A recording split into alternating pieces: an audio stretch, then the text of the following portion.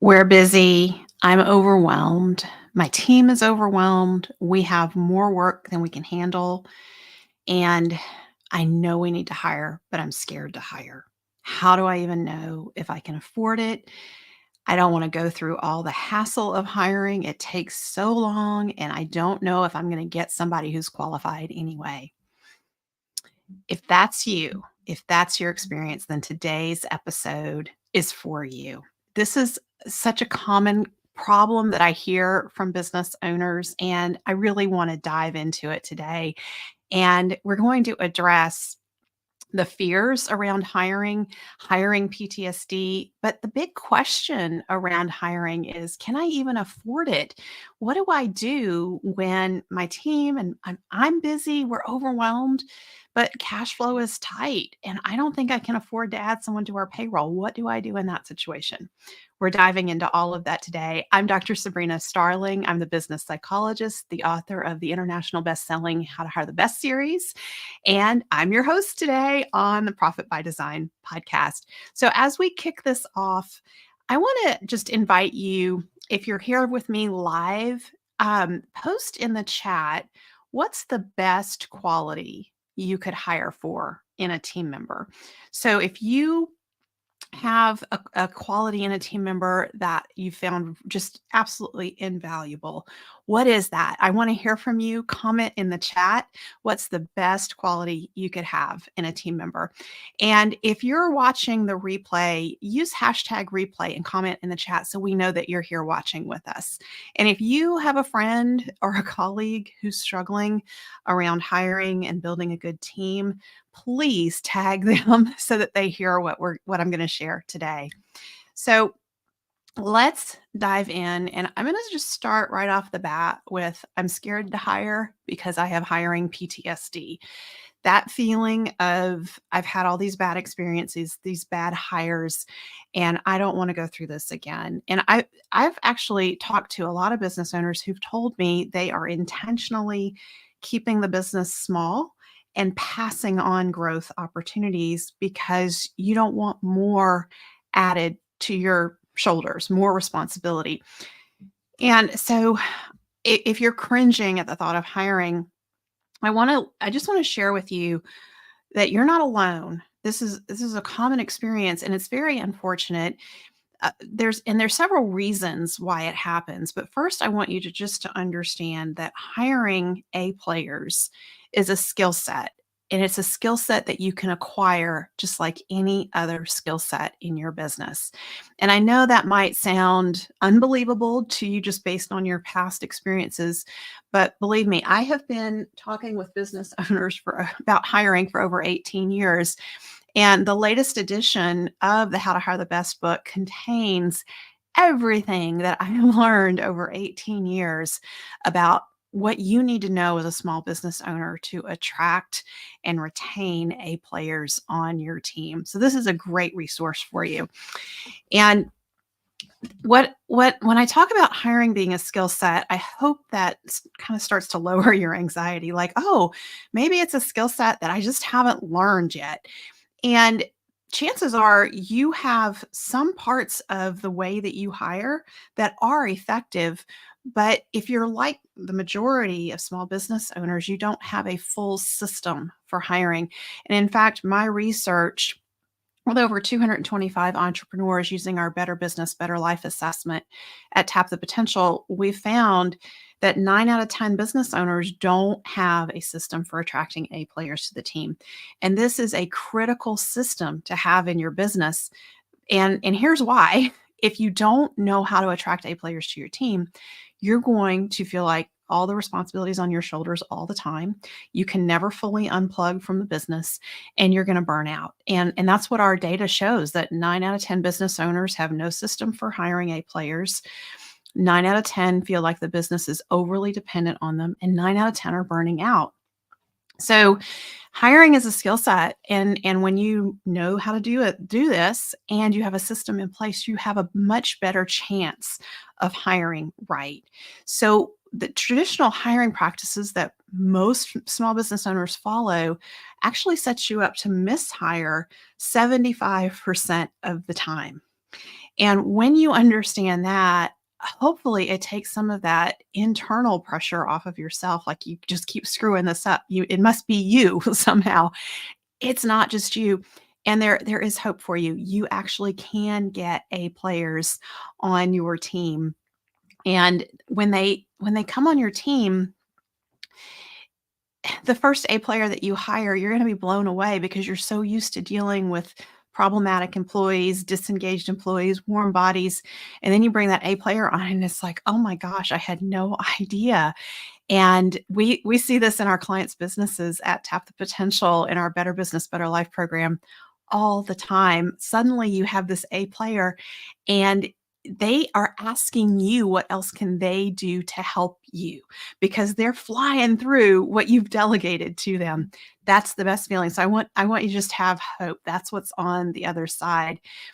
And let's talk about the other piece of the fear, though, and that is the overwhelm with the hiring process. Because if you're busy and you're already overwhelmed, your team's already overwhelmed, and then you think, okay, now I have to go through this whole hiring process. I have to sort through, I have to write a job ad, I have to sort through all these applications, and then we have to do these interviews, and then we have to train them. I mean, it just feels like it piles on and on and on, right? Well, in the How to Hire the Best course at Tap the Potential, we have specifically designed the course so that you can go through it in about 5, 6 weeks' time. And you can take move forward action steps each week that help you to put your How to Hire the Best system in place in your business. But the beauty of what we teach you in the course is that we help you screen applicants from the get go, even with your job ad. So, spoiler alert, those of you who go through the How to Hire the Best course, you will get fewer applicants. And that's okay. They're going to be a higher quality applicant. They're going to fit your ideal client avatar of what you're looking for. So remember at the beginning of this, I asked you, what is a highly desirable quality for you in a team member? And we teach you in the How to Hire the Best course how to write a job ad that speaks to that kind of person, right? That attracts them. So for me, a highly desirable quality in a team member is someone who is very caring about our clients and our community and who pays a lot of attention to the details that matter, not all the details that matter, and is accountable for results. Those are qualities that are critical on our team. And so when I write a job ad, I am going to speak to that person. And in doing that, I eliminate all the people who aren't like that because someone's going to read that. And I also show you how to put things in your job ad to screen out people who don't pay attention to detail or don't follow instructions because you don't want them on your team. So why do you want applications from them? Just screen them out with the job ad so you don't even have to sort through the applications. But then we teach you how to use each step of the application process as a filter and to reduce the amount of time that you're spending in each step of the process. So I show you a handy way to screen applications and to get when you're picking who you're going to interview, how you make those choices. And once you go through the interview, we teach you a very simple system to follow to do the interview process and what to listen for so you can screen people out so that you're much more likely to have a hiring success when they come on your team. But it doesn't stop there.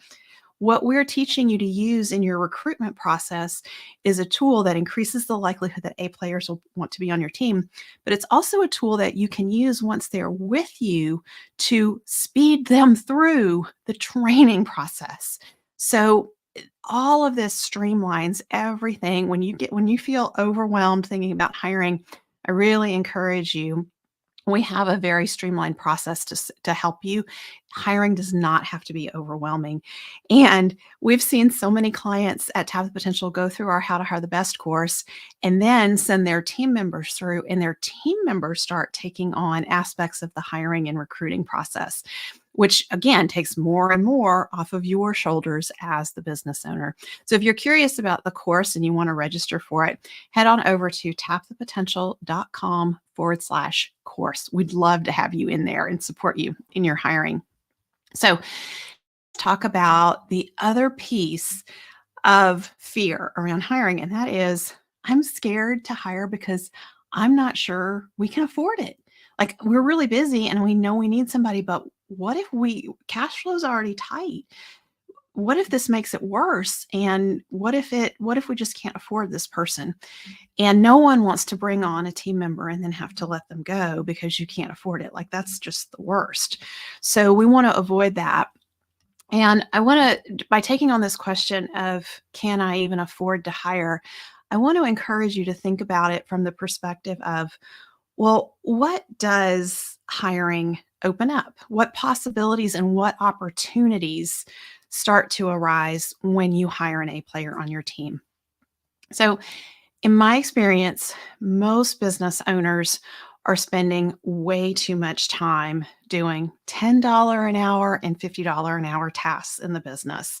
And this stagnates the business growth. So when you hire and train a new team member, really what should be happening is you're freeing up your time to focus on higher value activities such as business development, higher level sales, innovation around the sweet spot of the business. All of those activities grow the revenue of the business, and that is the point of hiring. So if you can take some of those $10, $50, $100 an hour activities off of your plate and your time gets freed up to function at a higher level in the business, that is a definite consideration just beyond looking at the budget currently and making a decision as to whether you can hire. And this brings me to another critical point that I think most business owners overlook when we start thinking about hiring. We immediately start thinking about who's the next full-time person we have to add to our team. And you don't necessarily need to hire full-time. You may be able to hire someone part-time or an independent contractor. And this allows you to pay less and be able to get some help on the team. But the beauty of hiring at these lower levels of the role chart and hiring part time or hiring an independent contractor is you create opportunities for advancement. When you bring on a part time team member, if they hit the results that you've determined that they need to hit, you may be able to add more hours for them and work them up to full time. But the other way to think about the hiring is it's not just about what you can delegate to a team member.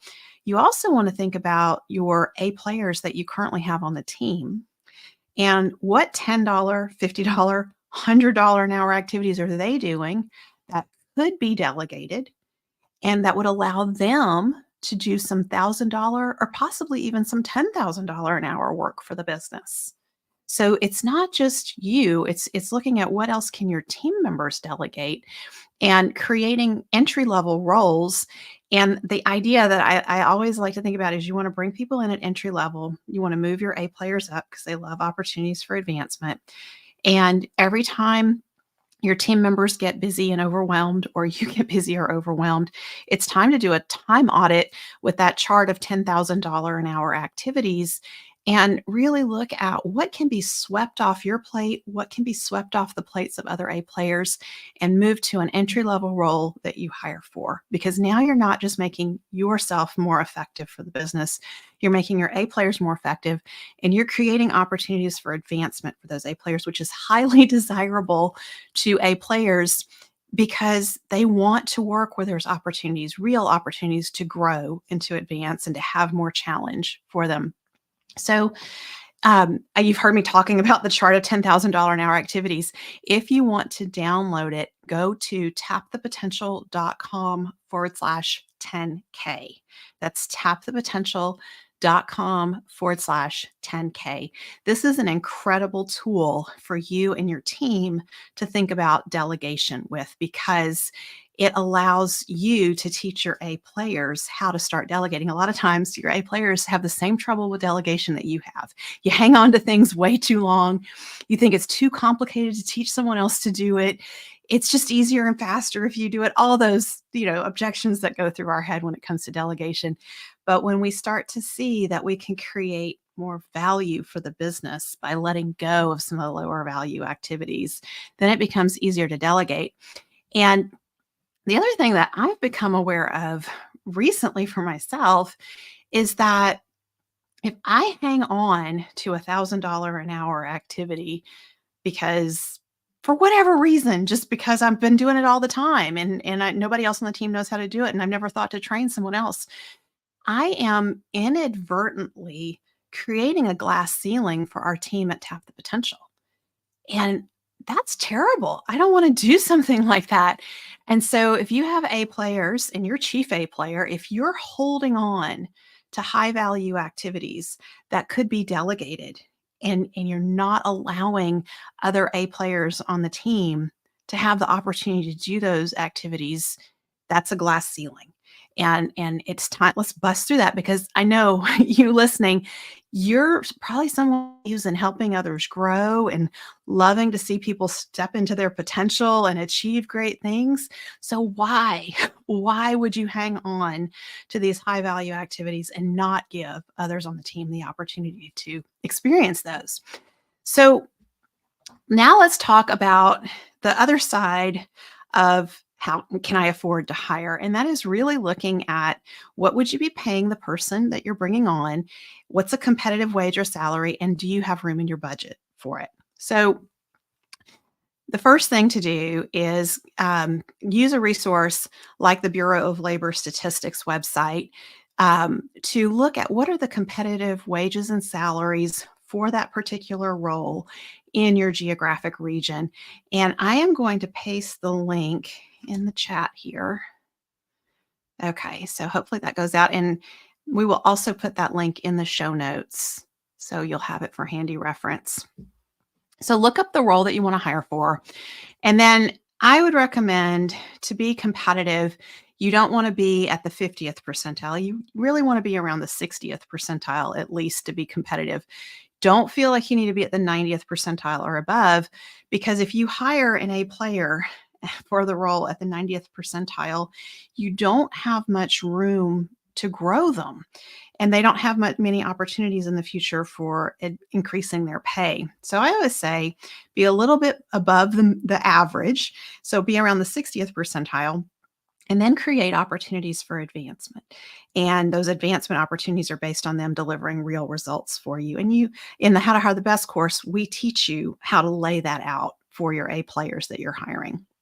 So you can look up what's a competitive wage or salary to offer for the role, and then consider the role as a fully burdened role. So include payroll taxes and benefits, and then look at what is the monthly impact of that on our payroll when we add that role into the business. And I recommend all of you who are using Profit First, and I hope you are, this is the Profit by Design podcast, making sure that your operating expense budget is close to the target allocation percentage for your real revenue range. And if you're new to Profit First and you don't know how to calculate that, I invite you to just book a call with us at Tap the Potential, and Caitlin Beaver, our success team lead, will walk you through a profit audit of your business, and she'll show you the general range of where your operating expenses should be. And you can use that information to make a decision as to whether or not you can afford to hire, because if your operating expenses are higher than they should be, then you need to take a step back and not just go higher, because that's going to further your cash flow problems, but it's also going to prevent you from having appropriate owner's pay and profit, and we don't want to do that. And so it's always this fine dance. And we have a lot of business owners. It's not uncommon for most business owners who go through a profit audit to find that your operating expenses are too high. And that's why you can't pay yourself appropriate owner's pay and profit in the business. And the biggest expense in operating expenses typically is payroll. So the first place to look when you need to cut expenses is payroll. But I'm going to step back from that and say there's an easier place to look to cut expenses first. Best place is payroll, because there's chances are your payroll is not efficient. But the easiest place to look first is to look at subscriptions. And if you have subscriptions for platforms that you're not fully utilizing, where you could reduce the monthly cost or even eliminate the monthly cost, that's where you should go first, because that's easy peasy. Payroll is the biggest expense, and it's the best place to look for reducing your operating expense budget, but it's harder. And the reason it's harder is because you might be firing somebody, and that doesn't feel good. I've not run into a business owner yet who gets excited to fire someone. So, what I want you to look at when you look at your payroll, if your operating expenses are too high, is to be honest and evaluate your team members and say, how many A players do we have? How many B players? And how many C's and warm bodies do we have? So your A players are highly motivated, intrinsically motivated go-getters. Like their motivation comes from the inside. They just want to do a good job for the sake of doing a good job. They love to learn. They love to solve challenges. They love to come up with ideas on their own and have your support as they implement them. Those are your A players. Your B players are solid. They're reliable. They're dependable, but they wait for permission. And they're not innovative. They're not coming up with new ideas for the business. They're just solid, steady eddies, and they're wonderful to have on the team. So the people that you want to look at and be real honest with yourself about those C and C players and the warm bodies, the ones that kind of drag and they're not excited to be there. It's hard to get them to do new things. They make mistakes. There's rework. Sometimes there's overtime involved because of their mistakes and rework. Maybe you've lost customers because of them. You need to take a hard look at that, because if you say, I can't afford to hire, my operating expenses are already too high, but you are allowing these underperforming team members to stay on your team, you're just saying, I'm allowing my business to flounder, because you will not, it's not the path to success to keep these warm bodies on your team. So I would recommend that you look at eliminating them, firing, terminating them, and replacing them with A players. And here's the beauty of doing that. So you let go of one C player before you have an A player on board, right? And you're like, oh my gosh, I see it. Dr. Sabrina said they're costing me too much money. I totally see it. So you let them go. And then your fear is, well, we were already busy and now the rest of the team has to pick up the slack. What you will find is your A players will step up and say, thank you for letting them go, because I was doing extra work to clean up their mistakes. So sometimes it actually makes your A players' lives better when you let these warm bodies go. And it also takes a tremendous emotional and mental burden off of you to let them go, because now all of a sudden, all the mental energy that you've spent trying to figure out, how do I get them to see? How do I get them to do this? How do I get them, right? All of that goes away because you no longer have to get them to do anything. Now you're going to focus on supporting your A players and hiring another A player. And the beautiful thing about A players is when they're in the right role that aligns with their strengths and they have clearly defined results to deliver, they will be 900 to 1200% more productive than those warm bodies on your team. So you could actually let go of 2 or 3 warm bodies, replace them with one A player, get more done on the team, pay your A player competitively, like good wages and salaries, and save on your payroll. This could actually make you more profitable, right? By paying your A player more to attract them and letting go of several warm bodies, you'll see your revenue goes up because there's higher levels of productivity across the business, better sales are happening, and expenses go down because you no longer have those warm bodies who are making all those mistakes.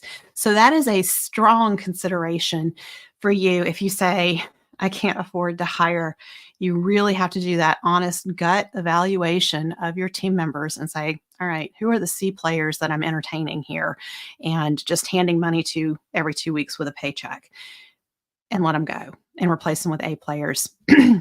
Trust me, it's going to be better. And I encourage you, join our course, How to Hire the Best, at tapthepotential.com/course. And let us show you the strategies for hiring A players, because it is not hard to do this. It does not require months and months and months to get to the point where you can hire A players. We've brought people into the How to Hire the Best course, and they within 2 months, they have A players on their teams.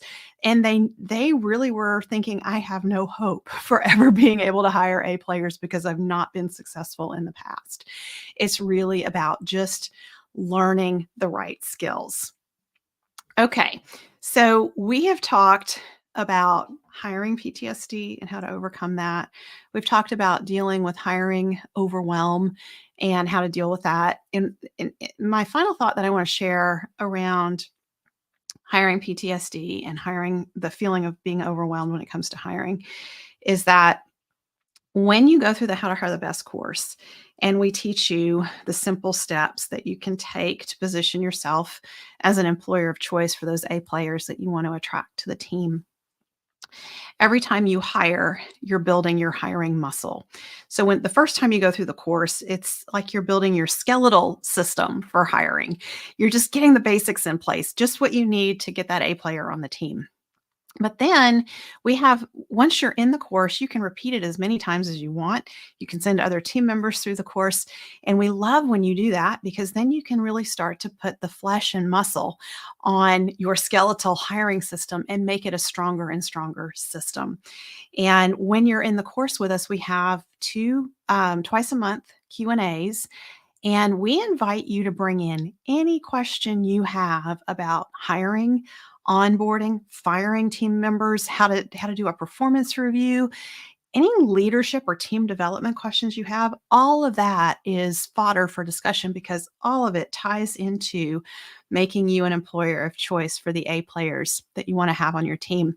And I want to share Don Zerbe's experience with you that he's had in the How to Hire the Best course, because Don found me years ago through a friend who recommended that he read one of the How to Hire the Best books. And he reached out to me. He joined the How to Hire the Best course. His business is Ecolon, and he needed landscape technicians. And he'd not had good experiences in the past. And he was like every other business owner who comes into How to Hire the Best. He was skeptical, but he needed to try something. And his friend who recommended he'd go through the course had success in the course. So that gave Don some hope. So Don has been using the How to Hire the Best system for years now in his business. And he's the perfect example of someone who came in and created the skeletal system first, the bare bones of what he needed to get some A players. And then he's continued to hone it and refine it. So I encourage you to find Ecolon on Facebook and follow them, because Don does an excellent job of using the How to Hire the Best strategies to position his business as that employer of choice for the A players he wants to attract. And one of the things that Don does consistently is when he has a team member who has been praised by a customer, Don calls it out in social media, and he encourages his customers to leave Google reviews. And what Don is really good at doing is pointing out when his team members are exhibiting the immutable laws of the company, and he puts them in social media and highlights that. So there's something really cool that happens when you do that. So number one, your A players get very excited to share this post because they're being featured, right? Your other customers are seeing this and they're thinking, wow, Ecolon is a really cool place. I want to do business with Ecolon. And so Don doesn't just use this as a way to recruit A players. He's also getting business. And just as a matter of fact, I'm going to read you a post that he had on Facebook. And it's a 5-star review for his team member, Jason. And the customer says, Jason is amazing. He goes above and beyond every time he's here. He answers all our questions and concerns. After a recent storm, Jason's partner even cleaned up debris on my patio and driveway, making sure everything was clear. So that's the review. And then Don says in the caption, doing the right thing isn't always easy, but it's worth it. Our technicians consistently go the extra mile to ensure your lawn's beauty and integrity. Just ask Jeff D., who had a remarkable experience with our dedicated team. And then the call to action is Ready to join our community of satisfied customers? Get started with a complimentary consultation. Blah, blah, blah, blah, blah. So he's positioning himself as an employer of choice to attract more A players because other people will see that and say, I wish I would work for a company like that where they acknowledge me. And I love going above and beyond. But at my current job, no one acknowledges me for that. In fact, sometimes I get slapped on the wrist for it. And so all of a sudden now working at EcoLawn looks like a really cool opportunity. And when John has an opening, he's going to have people in his network who want to work at EcoLawn because of how he's positioned himself. So if you want to learn how to do this and be that employer of choice, just like Don, head on over to tapthepotential.com/course, get signed up for the course, and let me and Caitlin, our other strategist in the How to Hire the Best, let us support you in becoming that employer of choice so that you have those A players on your team. So as we wrap up today, we covered how do you know if you can afford to hire? How do you deal with hiring overwhelm, and how to move through the trauma around bad hiring experiences and just employees who've beat you up in the past. So next week, be sure you tune in. We're here at live every Friday, 11:30 Central on Facebook, LinkedIn, and YouTube. And remember, if you don't want to miss an episode, be sure to subscribe to the Profit by Design podcast on whatever platform you receive your podcasts. Bye for now.